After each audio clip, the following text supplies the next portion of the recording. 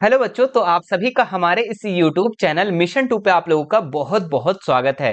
तो बच्चों, आज हम झारखंड बोर्ड के क्लास 10th गणित का 30 very very important objective question को करवाने वाले हैं, जो आपके 2024 एग्जाम के लिए बहुत ही ज्यादा इंपॉर्टेंट है। मेरे प्यारे बच्चों, हम करवा रहे हैं तैयारी 2024 फाइनल एग्जाम की, और यहां से आप लोगों के एग्जाम में जरूर सवाल देखने को मिलेगा। तो चलिए फिर वीडियो को शुरू करते हैं, और इसके जितने भी महत्वपूर्ण सवाल दिए गए इस मॉडल पेपर सेट 1 का, सभी सवालों को हम लोग एक एक करके बहुत ही बेहतरीन तरीके से, बहुत ही स्मार्ट तरीके से आपको हम बताने वाले हैं। तो चलिए फिर शुरू करते हैं, और इसका पहला नंबर क्वेश्चन देखते हैं। बहुत ही ज्यादा इंपॉर्टेंट है, बहुत बार एग्जाम में पूछा गया है। 120 को अभाज्य गुणनखंडों के गुणनफल के रूप में लिखा जा सकता है। ठीक है, तो 120 के अभाज्य गुणनखंड आपको कर लेना है, और इसमें से चारों ऑप्शन में से कौन सा ही होगा वो आपको बताना है। ठीक है, तो यहां पे देखिए हम सॉल्व करते हैं। इसको थोड़ा सा हम थिकनेस को कम कर लेते हैं ना। हाँ, क्या है, 120 यहाँ पे लिख देंगे 120, और इसको हम अभाज्य गुणनखंड में तोड़ेंगे। सबसे पहले इसको 2 से तोड़ना है। कितना से? 2 से। अगर 2 से नहीं गया तो 3 से, नहीं गया तो 4 से। ठीक है, तो देखो 2 से चला जा रहा है, तो 2 से करेंगे तो 60 दूनी 120। फिर देखो 2 से चला जा रहा है तो 30 दूनी 60, और फिर ये देखो 2 से जा रहा है तो 15 दूनी 30। ठीक है, आप देखो ये 2 से नहीं जा रहा, 15 जा रहा है क्या? नहीं, तो 3 से जा रहा है। हाँ सर, जा रहा है, तो 3 से कर देते हैं। तो 3 पचे 15। सर 5 कोई भी टेबल में नहीं आ रहा है, तो इतने ही रहने दो। तो क्या हो गया यहाँ पे हमारा? इसका भाज्य गुणनखंड हो गया इसका 2 गुना 2 गुना 2 गुना 2, 3 ठो है, और 3 गुना, और लास्ट में क्या बचा हमारे पास? 5। तो ये इसका भाज्य गुणनखंड हो गया। देख लो ऑप्शन नंबर ए। तो ऑप्शन नंबर ए इसका बिल्कुल राइट हो जाएगा। बताओ समझ में आया या नहीं?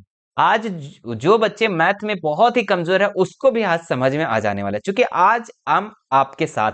ठीक है, अब बताओ यहाँ पे अगर हम 140 दे देते तो बताओ बना पाते कि नहीं? बिल्कुल सर बन जाता। तो कहीं ना कहीं आप लोगों को पहला क्वेश्चन इसी तरीके को देखने को मिलेगा। चलिए बढ़ते हैं हम लोग दूसरे नंबर सवाल पे। क्या लिखा हुआ है? 306 और 657 का महत्तम समापवर्त्य 9 दिया हुआ है। 306 और 657 का लघुत्तम समापवर्त्य क्या होगा? ठीक है, चलो तो इसको कैसे सॉल्व करेंगे वो देखो। आपका यहाँ पे जो महत्तम समापवर्त्य दिया हुआ है, यानी कि एचसीएफ दिया हुआ है। एचसीएफ कितना दिया हुआ है? 9 दिया हुआ है। ठीक है, और उसके बाद देखो यहाँ पे एलसीएम आपको क्या करना है? निकालना है। एलसीएम बराबर क्या हो गया? वाट। और दो संख्या दिया बच्चों, दो संख्या दिया हुआ है, 306 और 657 दिया हुआ है। देखो इसको कैसे सॉल्व करेंगे। ठीक है, इसको कैसे सॉल्व करेंगे वो ध्यान दो। चलिए देखो इसको कैसे सॉल्व करना है। थोड़ा सा हम इधर कर लेते हैं, और यहां पे हम आपको सॉल्व करके बताते हैं। एक फॉर्मूला होता है। फॉर्मूला क्या होता है? कि दो संख्याओं का गुणनफल, दो संख्याओं का गुणनफल। थोड़ा सा बड़ा हो जा रहा है, इसको छोटा कर देते हैं भाई। गुणनफल, फल, इसका दो संख्याओं का गुणनफल होता है H C F into L C M. ठीक है, क्लियर है, दिख रहा है? अब दो संख्या का गुणनफल यहाँ पे आपको लिख लेना है। दो संख्या क्या क्या दिया हुआ है? 306 दिया हुआ है, 306 दिया हुआ है, और दूसरा संख्या दिया हुआ है 657। ठीक है, 306 और दिया हुआ है 657, लिख दिए हम यहाँ पे। और उसके बाद आपका दिया हुआ है यहाँ पे एचसीएफ दिया हुआ है 9, और एलसीएम नहीं दिया हुआ है, तो एलसीएम की जगह हम क्या लिख देंगे? एलसीएम ही रहने देंगे। अब ये देखो यहाँ 306, 306 और 657, और ये 9 जो है इंटू में इधर आके हो गया डिवाइड में। यहाँ पे क्या बच्चे बच्चों? एलसीएम। ये 9 से कट गया तो 9, 9 का 18 9 दिए 27। ठीक है, और 3 बचा, 9 3 और 6 36, 9 चौके 36। तो अब हमारे पास नीचे बच गया 34 गुना 657। ठीक है, और बराबर में एलसीएम। अब जब दोनों को हम गुना करेंगे ना, तो आ जाएगा हमारे पास 22 33 8। ठीक है, आप गुना करके चेक कर लेना, इतना ही आने वाला है। ठीक है, तो एलसीएम कितना निकल गया? आपको एलसीएम निकालने बोला था, एलसीएम कितना निकल गया? 22 33 8। ठीक है, इसको आप स्क्रीनशॉट ले लो। ठीक है, तो देखो इसका ऑप्शन नंबर बी इसका बिल्कुल राइट हो जाएगा। चलिए आगे बढ़ते हैं हम लोग नेक्स्ट सवाल पे। तीसरे नंबर सवाल पे पहले इसको हम लोग हटा लेते हैं ना, ताकि हम लोग यहाँ पे भी दूसरा चीज को सॉल्व करेंगे। ठीक है, ये हमारा हट गया।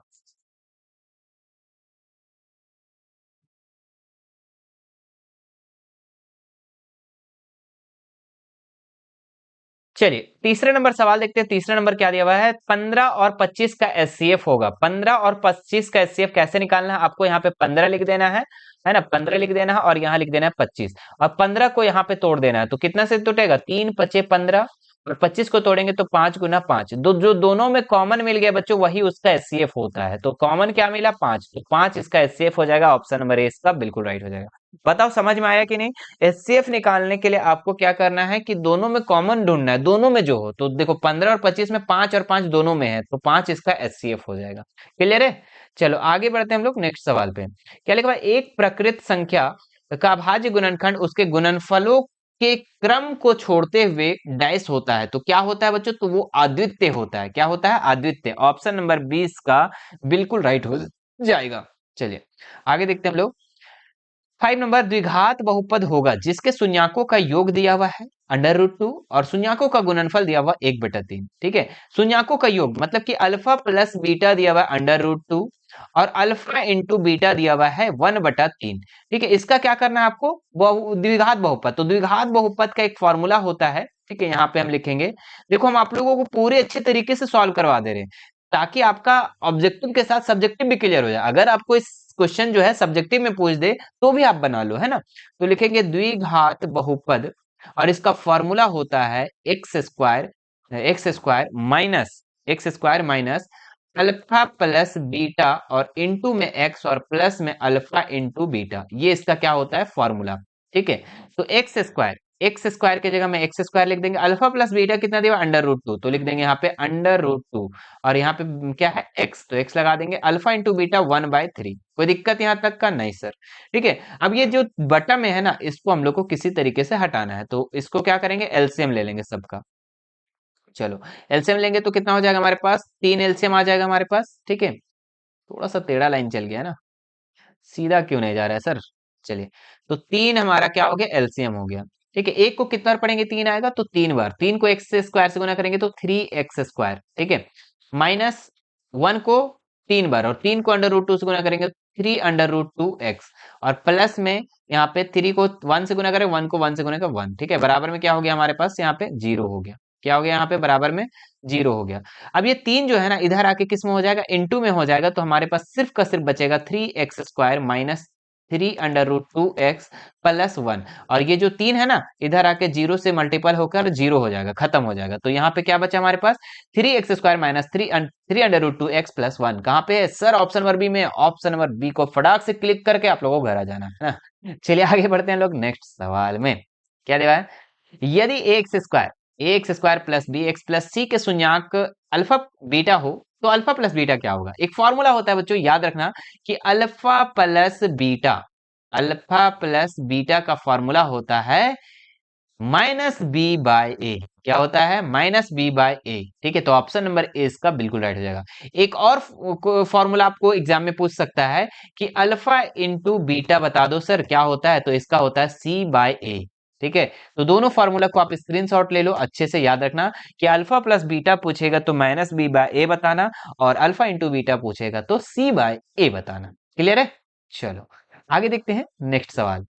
क्या लिखा है, किसी बहुपद px के लिए ग्राफ आकृति में दिया गया है, बहुपद के शून्याकों की संख्या क्या होगी। तो ग्राफ आप देख रहे हैं यहाँ पे, क्लियर दिख रहा है आपको। ठीक है, और इसका आपको px के शून्याक निकालना है। तो px बराबर क्या हो जाएगा सर जी, तो सर जी आपका 0 हो जाएगा। क्यों, क्योंकि यहाँ पे देखिए ये होता है y अक्ष और ये होता है x अक्ष। और x अक्ष में ये बताओ, ये रेखा जो है कहीं भी कटा हुआ है क्या, x अक्ष में टच भी हुआ है, जरा सा नहीं हुआ है।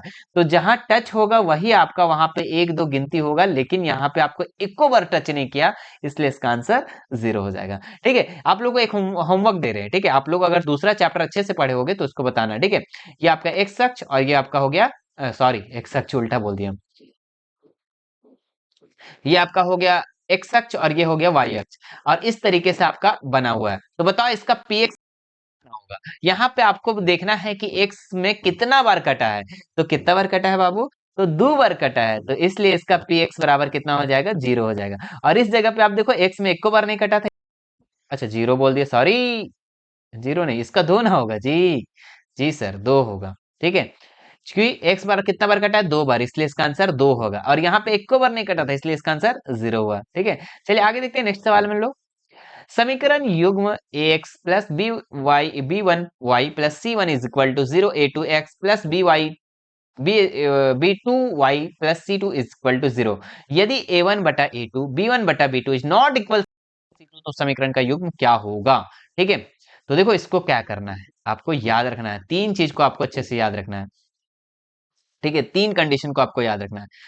तो a1 बटा a2, b1 बटा b2, ठीक है, और c1 बटा c2। ठीक है, तो ये पहला कंडीशन आपका जब पूरा सब मिल जाए तो बहुत सारा हल होगा। क्या हो जाएगा, बहुत सारा हल। और जब फर्स्ट वाला ना मिले, अच्छा तीनों कंडीशन को हम एक बार में ही लिख देते हैं। ठीक है, a1 बटा a2, b1 बटा b2 और c1 बटा c2 लिख दिए। एक और कंडीशन लिख लो, a1 बटा a2, b1 बटा b2 और c1 बटा c2। ठीक है, जब मेरे प्यारे बच्चों फर्स्ट वाला ना मिले तो इसका क्या होगा, अद्वितीय हल होगा। और जब तीनों मिल जाए तो उसको बोलेंगे बहुत सारा हल, अनेक हल हो जाएगा। और जब लास्ट वाला ना मिले तो उसको हम लोग क्या कहेंगे, क्या कोई हल नहीं होगा। ठीक है, तो इसमें क्या बोलेंगे फर्स्ट वाला में कि अद्वितीय हल, इसमें बहुत सारे हल, अनेक हल, और इसमें ये कोई भी हल नहीं। तो यहाँ पे देखो कौन सा कंडीशन फॉलो कर रहा है, तो तीसरा नंबर कंडीशन फॉलो कर रहा है कि A1 A2 मिले, B1 B2 और C1 C2 ना मिले, तो इस कंडीशन में हम लोग क्या बोलेंगे कि इसका कोई भी हल नहीं होगा। ऑप्शन नंबर सी इसका बिल्कुल राइट हो जाएगा। ठीक है, तो आप लोगों को बताओ कि तीनों में से कोई भी आ जाएगा तो बताओ बना पाओगे कि नहीं। जी सर, बन जाएगा। ठीक है, क्योंकि तीनों कंडीशन आपको हम बता चुके हैं। आगे देखते हैं नेक्स्ट सवाल हम लोग। समीकरण युग्म 2x-3y बराबर 0 और 3x प्लस 4y प्लस 20 तो द्वारा निरूपित सरल रेखाएं क्या होगी। तो संपाती होगी, प्रतिच्छेद रेखाएं होंगी, या समांतर होगा, या फिर लंबवत होगा। चलिए इसको भी कर लेते हैं फटाक से। आपको यहाँ पे देखना है सबसे पहले कि a1 a2 b1 b2 c1 c2 मिल रहा है कि नहीं। ठीक है, तो a1 बटा a2, b1 बटा b2 और C1 बटा C2।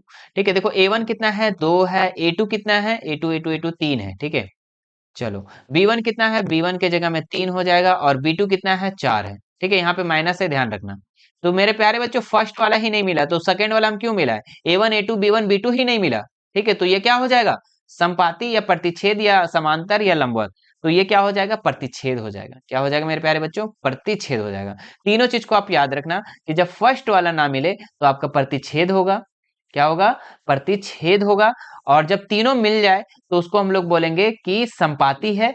और जब लास्ट वाला ना मिले तो उसको हम लोग क्या कहेंगे, समांतर है। ठीक है, इस चैप्टर को हम बहुत अच्छे तरीके से आप लोग को हम बता चुके हैं बच्चों। ठीक है, अगर आप उस वीडियो को नहीं देखें तो चैप्टर वाले वीडियो को देखना, बहुत ही बेहतरीन तरीके से आपको हम समझाए हैं, कंडीशन को बहुत अच्छे तरीके से हम बताए हैं। ठीक है, तो इसका कौन सा आंसर हो जाएगा, इसका आंसर प्रतिच्छेदी। चलिए नेक्स्ट देखते हैं हम लोग 10 नंबर। C के किस मान के लिए समीकरण युग्म cx-y बराबर 2 और cx-2y बराबर 4 का अनंत हल है। ठीक है, मतलब कि बहुत सारा हल। तो बहुत सारा हल कब होता है बच्चों, जब A1 A2 B1 B2 और C1 C2 क्या होना चाहिए, सब बराबर होना चाहिए। तो A1 के जगह में यहाँ पे C है तो C लिख देंगे, और A2 के जगह में कितना है मेरे प्यारे बच्चों, तो 6, तो 6 लिख देंगे।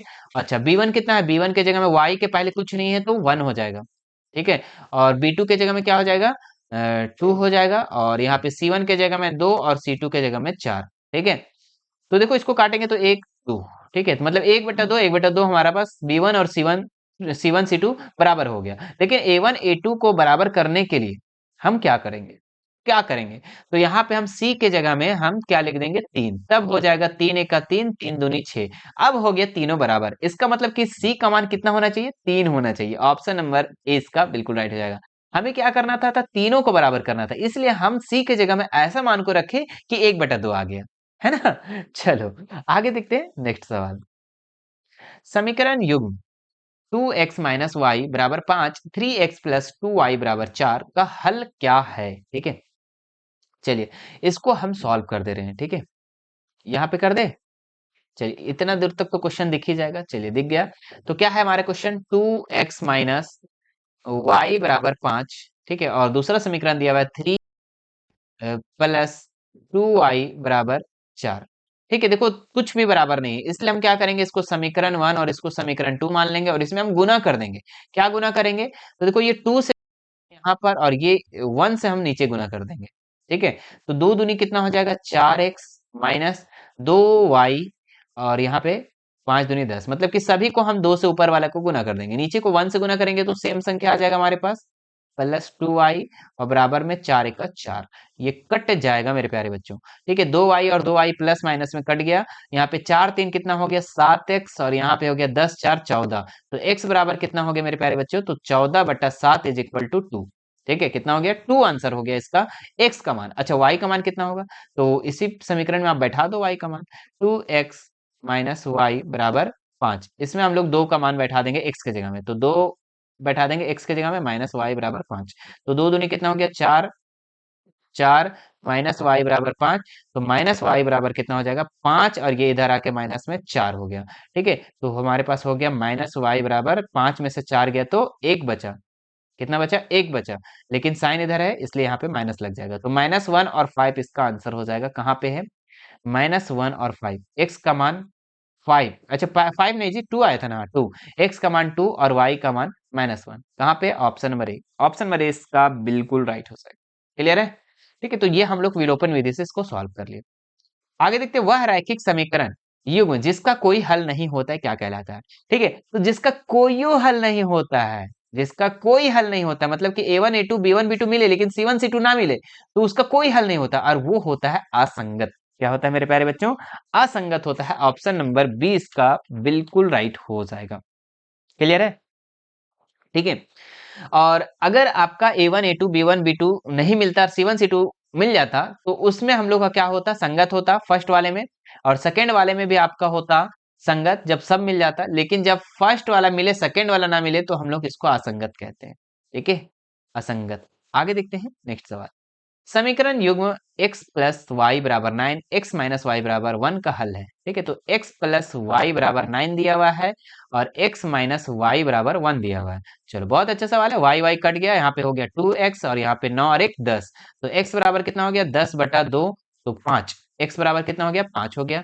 इसी तरीके से हम लोग y का मान निकाल लेंगे, तो y का मान हम लोग कोई भी समीकरण में बैठा लो, तो समीकरण 1 में ही बैठा लेते हैं। समीकरण 1 क्या है, x प्लस वाई बराबर 9, तो x के जगह में हम 5 लिख देंगे बराबर y बराबर 9, तो y बराबर 9 और ये 5 इधर आके माइनस में हो जाएगा, तो y बराबर कितना हो गया 4।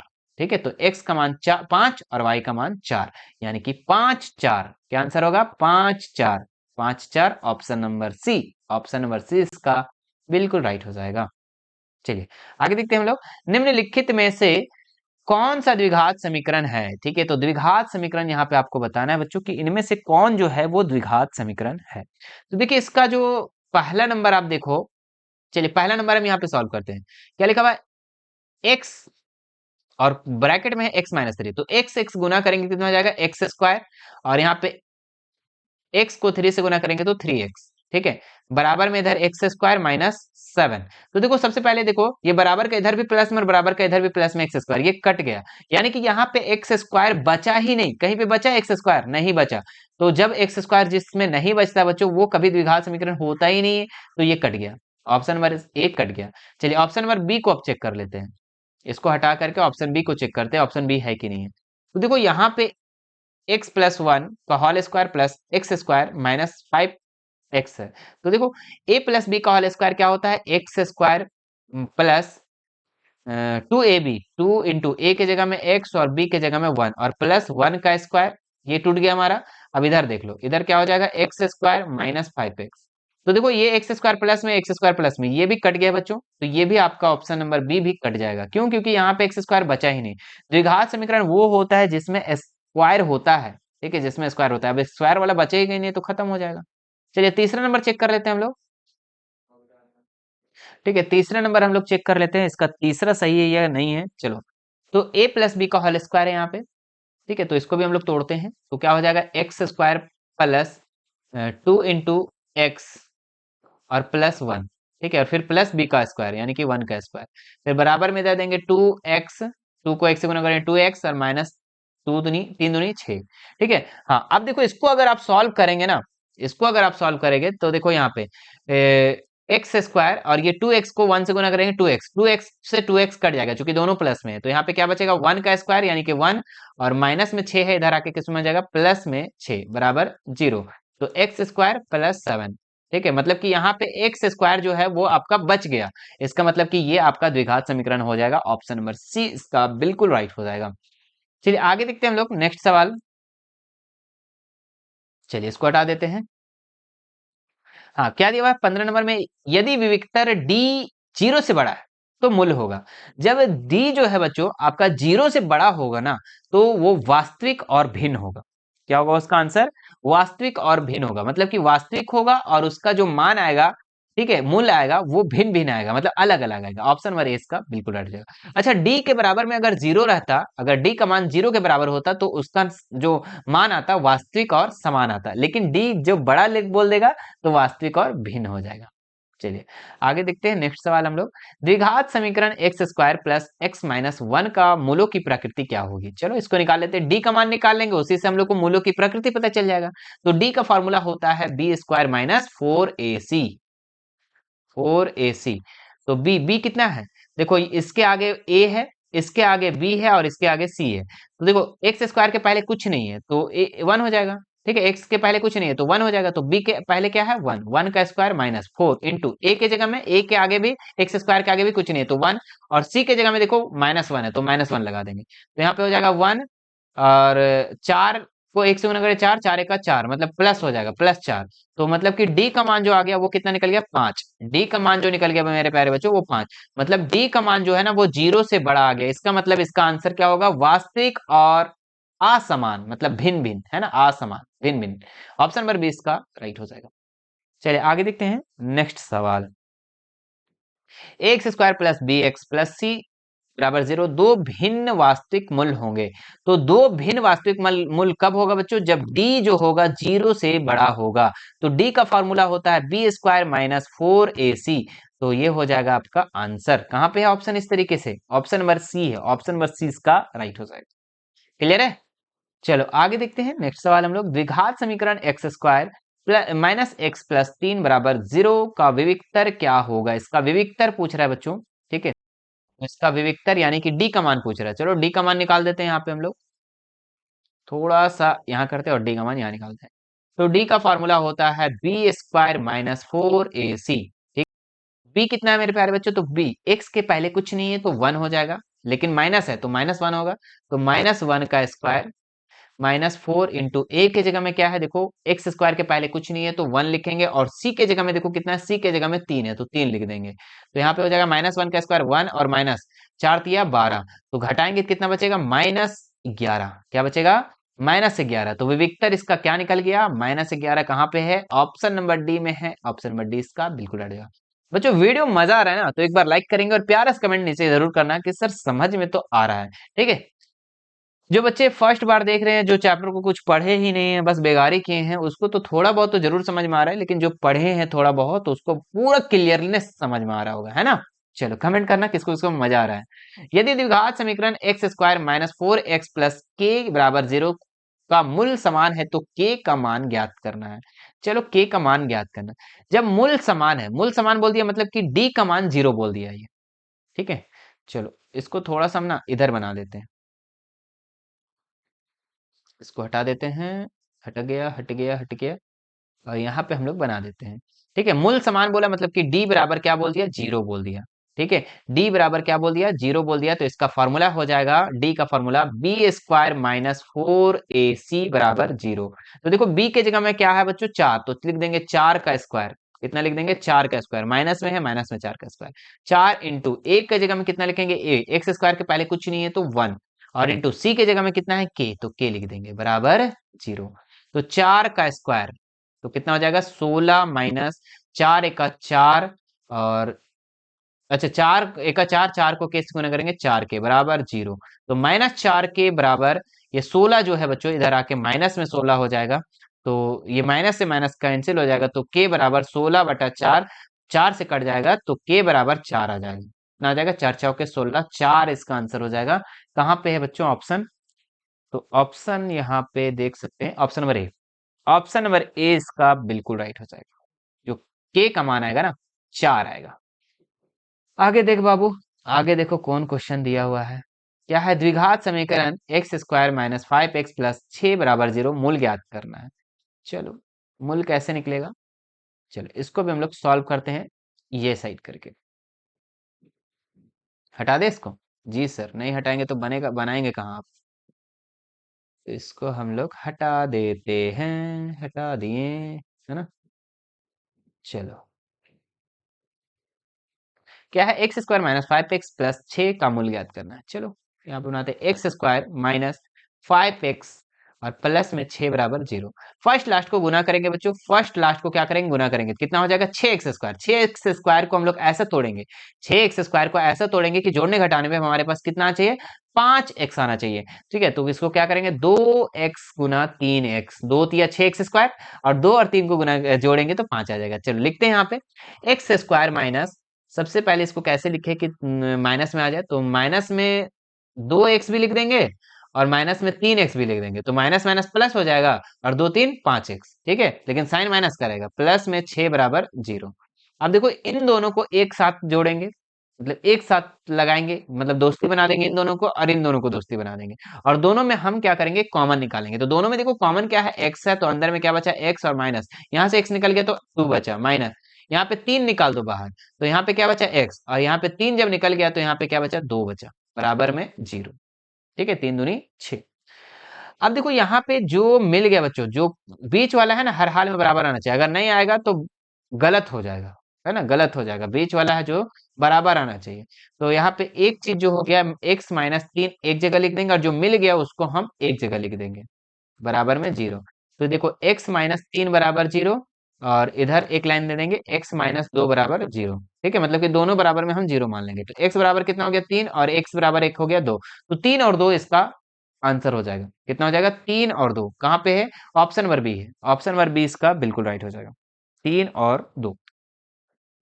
चलिए आगे देखते हैं हम लोग, नेक्स्ट सवाल हम लोग, बस अब बहुत ही कम सवाल बचे हुए हैं, यही सब सवाल को हम लोग कंप्लीट कर लेते हैं। निम्नलिखित में एपी पूछ रहा है, इसमें से आपको पूछ रहा है कि इनमें से एपी कौन है।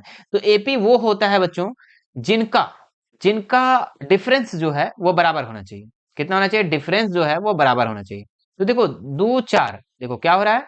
2 4, फिर 4 के बाद 8 आ जा रहा है। ठीक है, मतलब 4 का डिफरेंस हो जा रहा है। फिर यहाँ पे 8 और 16, देखो 16 डिफरेंस हो जा रहा है। मतलब कि यहाँ पे क्या है? डिफरेंस अलग अलग है। यहाँ पे देखो 1 के बाद 3, कितना हो रहा है?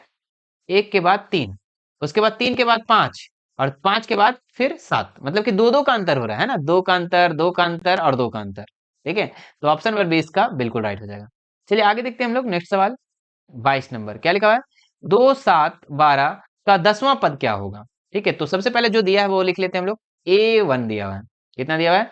A दिया हुआ है 2, और D निकालना पड़ेगा। तो D निकालने के लिए हम क्या करेंगे? 7 में से 2 को घटा देंगे, कितना बचेगा? 7 माइनस 2 घटा देंगे तो 5 बचा। D का मान निकल गया 5। 10वां पद निकालने के लिए एक फॉर्मूला होता है बच्चों, A10 बराबर फॉर्मूला होता है A प्लस 9D। कितना होता है? A plus 9D। देखो 10 पूछेगा तो 9D, और A9 पूछेगा तो A प्लस 8D, मतलब एक कम करके चलना है ना। तो A का मान हो गया 2, और 9 इंटू D का मान कितना हो गया? 5। तो 2 प्लस 9 पचे 45, तो 45 और 2 47, तो इसका आंसर 47 हो जाएगा, ऑप्शन नंबर सी। क्लियर है? चलो स्क्रीनशॉट ले लो। हाँ, अब हम लोग नेक्स्ट बनाते हैं।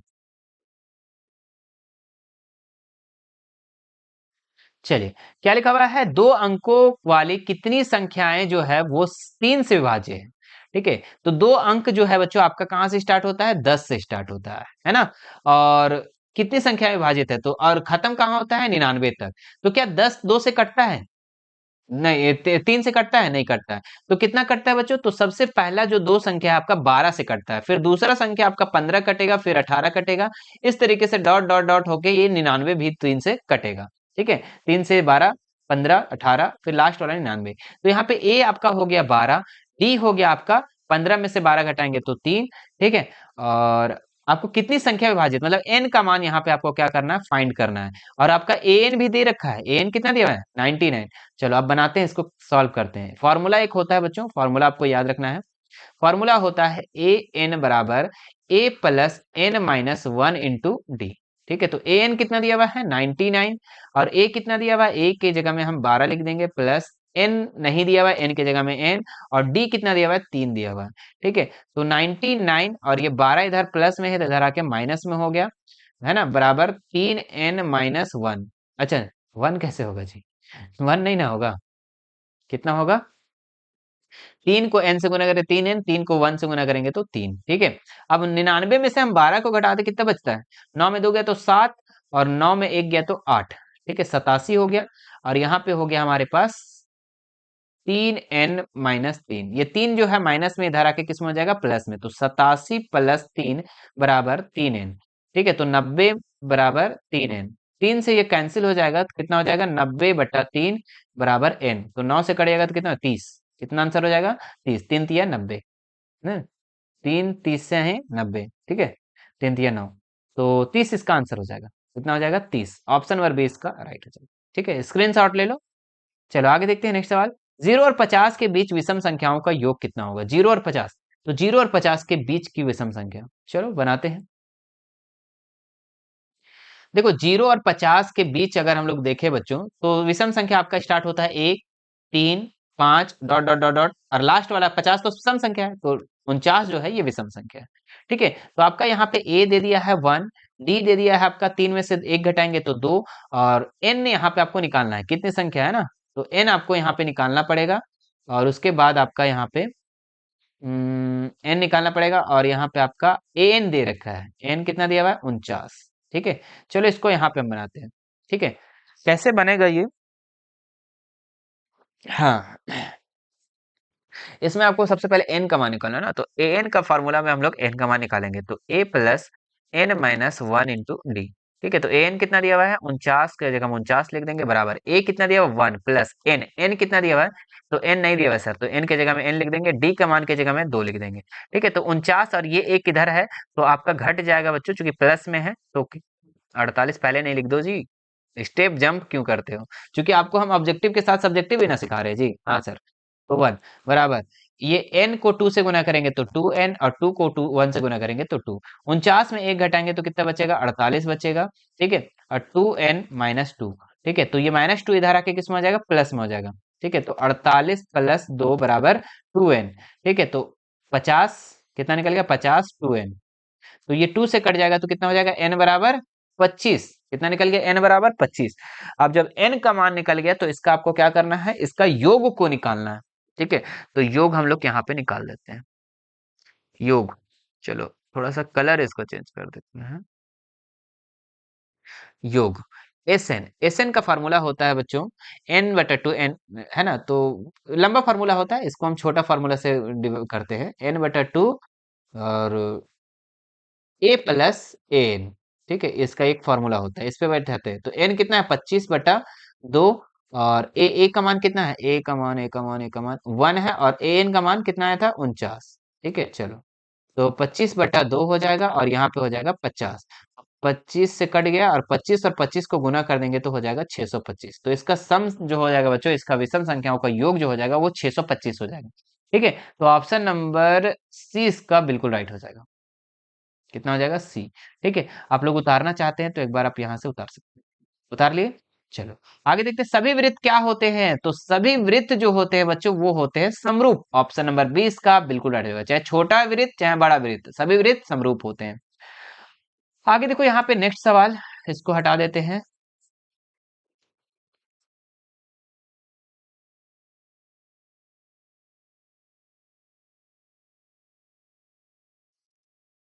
आकृति में यदि डीई बराबर BC और DB बराबर 2 cm दिया हुआ है, और AE 1.5। ठीक है, जो जो दिया हुआ है सबसे पहले वो लिख लेते हैं। कितना दिया हुआ है जी, DB 2 दिया हुआ है, DB 2 दिया हुआ है, और आपका AE जो है ये 1.5 दिया हुआ है, 1.5 लिख देंगे, और EC दिया हुआ है आपका 3। आपको इसका मान निकालना है। चलो, जब मेरे प्यारे बच्चों अगर DE समांतर ये वाला रेखा और ये वाला रेखा अगर समांतर होता है तो इसको हम लोग अनुपातिक में लिखते हैं, कैसे लिखते हैं, AD बटा, है ना, AD बटा BD। ठीक है, AD बटा BD, और ये साइड हम लोग लिखते हैं AE बटा EC, बराबर में करके AE बटा EC, ये अनुपातिक में होता है। ठीक है, ये फॉर्मूला है, आपको याद रखना है। ठीक है, तो एडी कितना दिया हुआ है, नहीं दिया हुआ है सर, तो एडी की जगह में एडी लिख देंगे। बीडी कितना दिया हुआ है, बीडी 2 दिया हुआ है, 2 लिख देंगे। एई कितना दिया हुआ है, एई 1.5 और ईसी दिया हुआ है 3। ये पॉइंट हटाएंगे 0 हो जाएगा, तो 15 दूनी 30 यानी कि 1/2। ठीक है, 1/2 हो गया। अब 2 को एडी से गुना करेंगे। ठीक है, 2 को एडी से हम गुना करेंगे तो कितना हो जाएगा, 2AD। ठीक है, क्रॉस मल्टीपल कर रहे हैं यहाँ से। ठीक है, और 2 को 1 से गुना करेंगे तो 2 हो गया। तो एडी बराबर कितना हो जाएगा बच्चों, तो 2 और ये 2 इधर आके डिवाइड में हो जाएगा, तो ये 2 से 2 कैंसिल हो जाएगा, तो 1 आ जाएगा। तो एडी का मान जो आ जाएगा वो कितना हो जाएगा, 1। ऑप्शन नंबर डी इसका राइट हो जाएगा। ठीक है, चलिए समझ में आ रहा है ना जी। आगे देखते हैं हम लोग, यदि दो त्रिभुजों के संगत कोण बराबर हो तो त्रिभुज समरूप होते हैं। इस कसौटी किस नाम से जानते हैं, तो दो संगत कोण से, दो त्रिभुजों के संगत कोण बराबर है, मतलब कि कोण बराबर है, मतलब तीनों का कोण जो है वो बराबर है। ठीक है, तो ऑप्शन नंबर सी इसका राइट हो जाएगा, है ना। इस समरूप से एंगल एंगल एंगल कसौटी से ये क्या हो जाएगी, समरूप हो जाएगी, याद रखिएगा। चलिए आगे देखते हैं नेक्स्ट सवाल में हम लोग क्या लिखा हुआ है यहाँ पे, थोड़ा नीचे चल गया ना। हाँ, त्रिभुज एबीसी, त्रिभुज एबीसी और पीक्यूआर में कौन सा कथन सत्य है ना। तो देखते हैं कौन सा कथन सत्य है। तो देखो, ए के बराबर पी है और बी के बराबर क्यू है और सी के बराबर आर है। इसी तरीके से आपको यहाँ पे मिलाना है। तो देखो, ए के बराबर आपका पी है, बी के बराबर क्यू है और सी के बराबर आर है, तो ऑप्शन नंबर डी इसका राइट हो जाएगा। बाकी आप ऑप्शन मिला लो कि ए के बराबर क्यू है, सबसे पहले यही कैंसिल हो गया, ए के बराबर तो पी है। देखो, ए के बराबर पी है, चलो ठीक है। बी के बराबर आर नहीं, बी के बराबर तो क्यू है, तो ये भी कट गया। देखो, ए के बराबर क्यू, हाँ गलत है। ठीक है, तो ए के बराबर पी है, बी के बराबर क्यू है और सी के बराबर आर है, एकदम लाइन से होना चाहिए तभी आपका सही होगा, है ना। तो ऑप्शन नंबर डी इसका राइट हो जाएगा। आगे देखते हैं नेक्स्ट सवाल यहाँ पे, यदि दो समरूप त्रिभुज के संगत भुजा का अनुपात 4:9 है तो उसके क्षेत्रफल का अनुपात कितना होगा। तो एकदम डायरेक्ट इसका, एकदम इस तरीके का सवाल आएगा तो डायरेक्ट क्या करना है, इसका वर्ग कर देना, है ना। 4 का वर्ग कर देना और इधर आप थोड़ा ऊपर बना देते हैं, नीचे नहीं हो रहा जगह ना। हाँ, 4 का वर्ग कर देना और 9 का वर्ग कर देना, तो 4 का वर्ग 16 और 9 का वर्ग 81, तो 16:81 इसका ऑप्शन नंबर डी इसका राइट हो जाएगा। ठीक है, जब भी मेरे प्यारे बच्चों दो समरूप त्रिभुज के संगत कोण अगर बराबर है, ठीक है, संगत भुजा अगर अनुपात में है तो उसका क्षेत्रफल जो होगा वो उसका वर्गों के योग के बराबर होगा, है ना, वर्गों के।